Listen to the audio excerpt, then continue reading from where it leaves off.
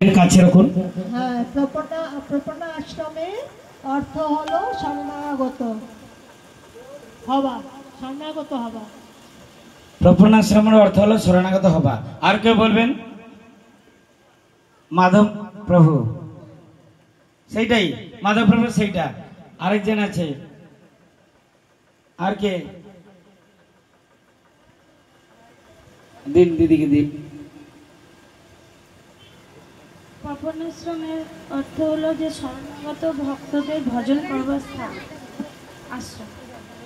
প্রপন্নাশ্রম শব্দের অর্থ হলো প্রপন্ন মানে শরণাগত, আশ্রম প্রপন্নদের আশ্রম বা প্রপন্নদের উৎসাহিত করে। দ্বিতীয়, পূর্ণ তিথির নামটা কি? পূর্ণ তিথি, পুরা তিথিটা বলতে হবে। কি মাস, কি হেন তেন অনেকগুলো থাকে।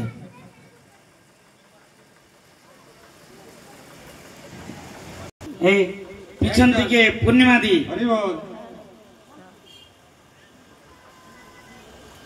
নাট্য মন্দিরেও কিছু চেয়ার আছে, কৃপা করে নিয়ে আসলে ভালো হতো।